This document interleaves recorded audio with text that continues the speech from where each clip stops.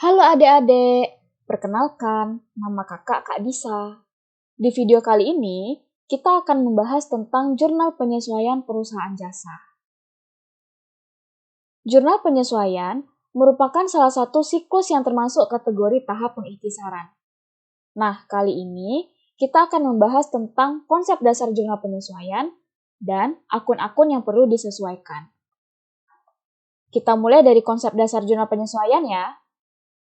Jurnal penyesuaian dibuat untuk menyesuaikan saldo-saldo akun tertentu di neraca saldo, agar mencerminkan kondisi yang sebenarnya. Tujuan pembuatan jurnal penyesuaian, selain saldo di neraca saldo menjadi sesuai dengan kondisi yang sebenarnya, laporan keuangan yang dibuat menjadi objektif karena semua komponennya sesuai dengan kondisi yang sebenarnya. Jurnal penyesuaian dibuat pada akhir periode akuntansi, biasanya di akhir tahun, yaitu 31 Desember. Akun yang paling sering disesuaikan yaitu perlengkapan, aktiva tetap, beban dibayar di muka, beban terutang, pendapatan yang masih harus diterima, dan pendapatan diterima di muka. Nah, kita sudah bahas nih tentang konsep dasar jurnal penyesuaian. Yang berikutnya, kita akan membahas akun-akun yang perlu disesuaikan. Akun yang pertama yaitu perlengkapan.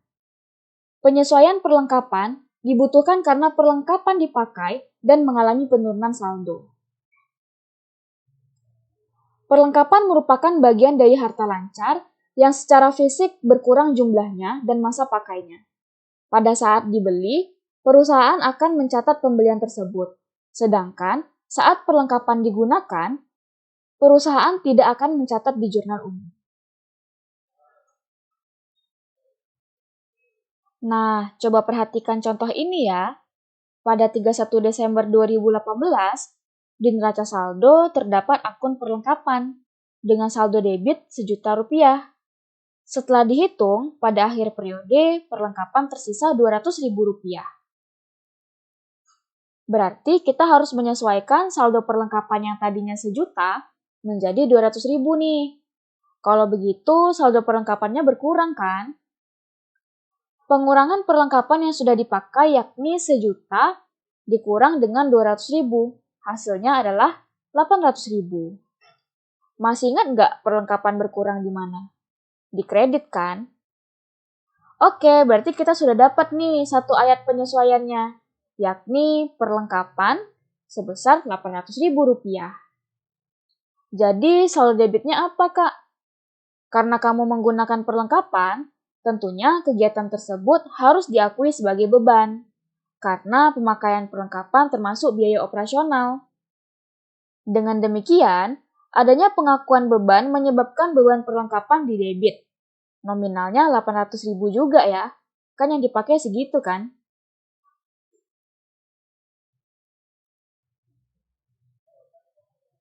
Akun yang disesuaikan berikutnya adalah aktiva tetap. Kamu pernah nggak beli barang bekas? Harganya pasti lebih murah daripada harga baru kan? Kenapa begitu? Karena manfaat suatu barang akan terus-menerus turun seiring pemakaiannya. Ini menyebabkan nilai aktiva tetap terus-menerus berkurang. Kondisi adanya penurunan nilai manfaat pada aktiva tetap disebut dengan penyusutan atau depresiasi. Kasus penyusutan ada yang biasanya langsung dikasih tahu berapa persentase penyusutannya, ada juga yang harus dicari dulu menggunakan metode tertentu, misalnya metode garis lurus. Kalau yang dikasih tahu persentasenya, misalnya gini bunyinya. Pada akhir periode, peralatan disusutkan 10%. Sedangkan, kalau dicari pakai metode garis lurus, misalnya gini soalnya. Suatu perusahaan memiliki peralatan kantor Rp80 juta. Nilai residu peralatan adalah Rp20 juta. Umur ekonomis peralatan tersebut adalah 6 tahun. Penyusutan setiap tahunnya adalah. Nah, untuk mencari penyusutan per tahunnya, caranya pakai rumus ini. Penyusutan sama dengan nilai perolehan, yaitu 80 juta rupiah dikurang nilai residu yaitu 20 juta rupiah dibagi dengan umur ekonomis yaitu 6 tahun. Maka hasil penyusutannya yaitu 10 juta rupiah. Dari soal tadi, gimana sih jurnalnya? Aktivitas pemakaian peralatan juga dianggap sebagai beban. Maka jurnalnya yaitu beban penyusutan peralatan di debit sebesar 10 juta rupiah dan akumulasi penyusutan peralatan di kredit 10 juta rupiah. Ingat ya, di kredit bukan peralatan, namun akun akumulasi penyusutan peralatan. Karena nilai penyusutan berkurang karena menyusut, bukan jumlahnya yang berkurang. Nah, akun yang disesuaikan berikutnya yaitu beban dibayar di muka. Beban dibayar di muka merupakan jenis harta yang akan berkurang seiring berjalannya waktu. Misalnya kamu bayar sewa rumah untuk 1 tahun. Dibayar lunas di awal. Pasti seiring berjalannya waktu, jika kamu pakai terus, hak sewa kamu pasti akan berkurang. Penyesuaian beban dibayar di muka ada 2 metode, yaitu metode harta dan metode beban. Kita bahas dulu ya untuk metode harta. Disebut metode harta karena perusahaan akan mencatat dengan menggunakan akun harta saat terjadi transaksi. Sehingga di neraca saldo juga muncul akun harta. Pada tanggal 31 Desember 2018, di neraca saldo terdapat akun sewa dibayar di muka 24 juta rupiah. Sewa dibayar tanggal 1 Maret 2018 untuk 1 tahun. Bagaimana sih penyesuaiannya? Nah, kamu bisa perhatikan, di soal tersebut akun yang digunakan adalah akun sewa dibayar di muka, yang merupakan kelompok harta. Metode harta berarti mencari nominal yang sudah dipakai atau dijalani. Kan sewanya 1 Maret 2018, kontraknya 1 tahun. Berarti selesainya 1 Maret 2019. Berarti yang dijalani adalah dari tanggal transaksi yaitu 1 Maret 2018 sampai tanggal penyesuaian. Yaitu tanggal 31 Desember 2018. Berarti yang terpakai 10 bulan ya teman-teman. Nah, sekarang kita hitung berapa nilai sewa yang sudah kita jalani. Berarti 10 bulan dibagi 12 bulan dikali dengan nilai kontraknya, yaitu 24 juta rupiah. Maka hasilnya yaitu 20 juta rupiah. Bagaimana jurnal penyesuaiannya? Pengakuan sewa yang sudah dijalani atau yang sudah terpakai menyebabkan beban sewa bertambah di debit 20 juta rupiah. Di sisi lain, nilai sewa kita juga berkurang karena sudah dipakai 10 bulan. Berarti sewa dibayar di muka berkurang di kredit 20 juta rupiah. Nah, ini jurnal penyesuaiannya. Nah, yang berikutnya, kita akan membahas metode beban. Disebut dengan metode beban karena di saat transaksi terjadi, perusahaan akan mencatat dengan menggunakan akun beban. Sehingga di neraca saldo juga muncul akun beban. Misalnya, pada tanggal 31 Desember 2018, di neraca saldo terdapat akun beban sewa sebesar 24 juta rupiah. Sewa dibayar tanggal 1 Maret 2018 untuk 1 tahun. Kalau menggunakan metode beban, kamu harus mencari nominal yang belum dipakai atau dijalani. Berarti kebalikan dari metode harta ya. Berarti, yang belum dijalani adalah dari tanggal penyesuaian, yaitu 31 Desember 2018, sampai tanggal selesai kontrak, yaitu 1 Maret 2019, yaitu ada 2 bulan.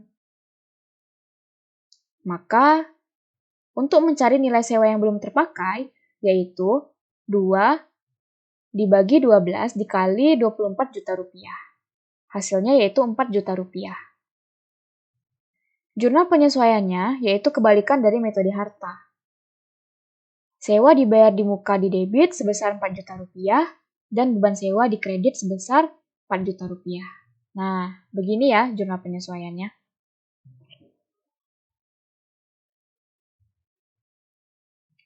Yang berikutnya yaitu beban terutang. Beban terutang disebut juga beban yang masih harus dibayar, yaitu kondisi saat perusahaan harus mengakui adanya beban yang telah terjadi meskipun belum waktunya dibayar.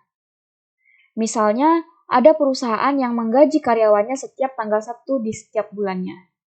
Saat waktu penyesuaian di akhir periode, maka perusahaan harus mengakui adanya gaji yang belum dibayar. Karena gaji harus dibayar pada tanggal 1 Januari. Misalnya, pada 31 Desember 2018, gaji belum dibayar pada 5 orang karyawan dengan gaji masing-masing 5 juta rupiah. Maka harus dicari ya total beban terutangnya. Sama dengan 5 dikali 5 juta rupiah. Sama dengan 25 juta rupiah. Jadi, perusahaan harus mengakui adanya penambahan beban dan penambahan utang dengan cara mencatat adanya beban gaji di debit sebesar 25 juta rupiah dan utang gaji di kredit sebesar 25 juta rupiah. Jadi, jurnal penyesuaiannya seperti ini ya.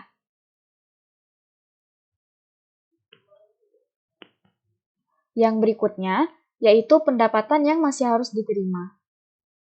Pendapatan yang masih harus diterima disebut juga dengan piutang pendapatan, yaitu kondisi saat perusahaan harus mengakui adanya pendapatan yang telah terjadi meskipun belum menerima secara tunai. Hal ini menyebabkan adanya pengakuan pendapatan dan piutang. Misalnya, sebuah perusahaan akan menerima pembayaran pada tanggal 2 Januari 2019 atas jasa yang telah diberikan sebesar 2 juta rupiah, sedangkan penyesuaian dilakukan tanggal 31 Desember 2018. Gimana sih penyesuaiannya? Karena pendapatan tersebut belum diterima secara tunai, maka perusahaan harus mengakui kondisi tersebut dengan munculnya piutang usaha dan pendapatan jasa. Sehingga piutang bertambah di debit dan pendapatan bertambah di kredit sebesar 2 juta rupiah. Nah, ini ya jurnal penyesuaiannya.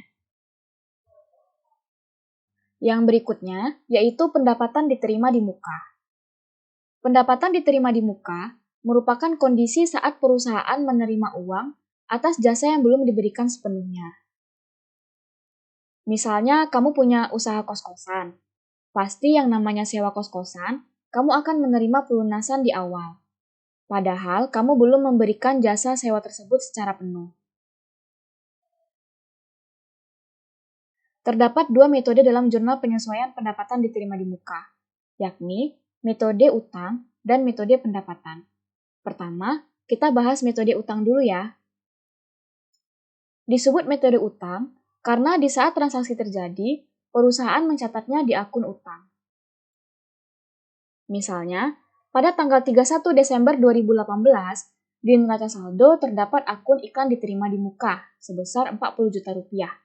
Iklan tersebut dibayar oleh pelanggan untuk tayangan sebanyak 10 kali. Iklan yang belum tayang sebanyak 3 kali. Lalu jurnal penyesuaiannya bagaimana? Di soal tersebut, akun yang digunakan adalah iklan diterima di muka, yang merupakan kelompok akun utang. Kalau pakai metode utang, kamu harus cari berapa banyak iklan yang sudah diberikan alias yang sudah tayang. Kontraknya 10 kali, yang belum tayang ada 3 kali, berarti yang sudah tayang 7 kali. Nah, jadi caranya 7/10 dikali 40 juta rupiah, hasilnya 28 juta rupiah. Gimana jurnalnya ya? Pengakuan iklan yang sudah ditayangkan oleh kita menyebabkan utang kita dalam penayangan iklan akan berkurang 7 kali. Sehingga, akun iklan diterima di muka berkurang di debit sebesar 28 juta rupiah. Di sisi lain, kita harus mengakui iklan yang sudah tayang 7 kali itu sudah menjadi pendapatan kita. Sehingga, pendapatan iklan bertambah di kredit sebesar 28 juta rupiah. Nah, ini jurnal penyesuaiannya ya. Oke, selanjutnya kita akan bahas metode pendapatan. Metode pendapatan merupakan kondisi saat perusahaan mencatat transaksi pendapatan diterima di muka pada akun pendapatan. Misalnya, pada tanggal 31 Desember 2018, di neraca saldo terdapat akun pendapatan iklan sebesar 40 juta rupiah. Iklan tersebut dibayar oleh pelanggan untuk tayangan sebanyak 10 kali. iklan yang belum tayang sebanyak 3 kali. Di soal tersebut, akun yang digunakan adalah pendapatan iklan, yang merupakan kelompok akun pendapatan. Kalau pakai metode pendapatan, kita harus cari berapa banyak iklan yang belum diberikan alias yang belum tayang. Nah, yang belum tayang ada 3 kali ya. Sehingga nilai jasa yang belum diberikan sama dengan 3/10 dikali 40 juta rupiah. Hasilnya 12 juta rupiah. Bagaimana jurnal penyesuaiannya? Pengakuan iklan yang belum ditayangkan sebanyak 3 kali menyebabkan utang bertambah di kredit sebesar 12 juta rupiah. Di sisi lain, kita harus mengakui saldo real pendapatan adalah 7 juta rupiah, sehingga pendapatan iklan harus berkurang di debit sebesar 12 juta rupiah. Inilah jurnal penyesuaiannya.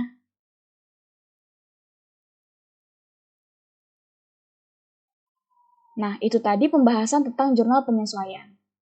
Sampai jumpa di materi berikutnya. Bye adik-adik.